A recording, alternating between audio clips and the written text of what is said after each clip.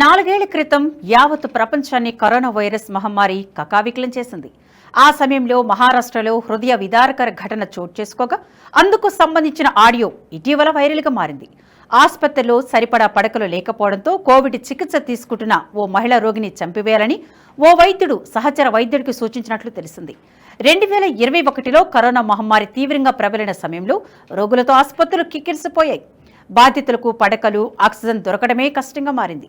అదే సమయంలో మహారాష్ట్ర లాతూర్ జిల్లాలోని ఉదిర్ ప్రభుత్వ ఆసుపత్రిలో కోవిడ్ కేర్ సెంటర్ ఏర్పాటు చేశారు. అక్కడ విధులు నిర్వర్తిస్తున్న జిల్లా అదనపు సర్జన్గా ఉన్న డాక్టర్ శశికాంత్ దేశపాండే, మరో వైద్యుడు శశికాంత్ డాంగేల మధ్య ఫోన్ సంభాషణ జరిగింది. 10 రోజులుగా చికిత్స పొందుతున్న ఓ మహిళను చంపివేయాలని శశికాంత్ డాంగేకు ఫోన్లో సూచించారు దేశపాండే. దీనికి డాంగే స్పందిస్తూ ఆక్సిజన్ సరఫరాను ఇప్పటికే తగ్గించినట్లు చెప్పాడు. ఏప్రిల్ 2021లో చోటు చేసుకున్న ఈ సంభాషణకు సంబంధించిన ఆడియో ఇటీవల వైరల్గా మారింది. ఇది బాధిత మహిళ కుటుంబం చెవిన పడింది. దీంతో బాధిత కుటుంబం ఫిర్యాదు మేరకు వైద్యుడు దేశపాండేపై కేసు నమోదు చేసిన పోలీసులు అతడి మొబైల్ ఫోన్ను సీజ్ చేశారు. అతడి వాంగ్మూలాన్ని రికార్డు చేసుకున్నారు. మరో వైద్యుడికి కూడా నోటీసులు జారీ చేశామని, పూర్తిస్థాయి దర్యాప్తు కొనసాగుతుందన్నారు.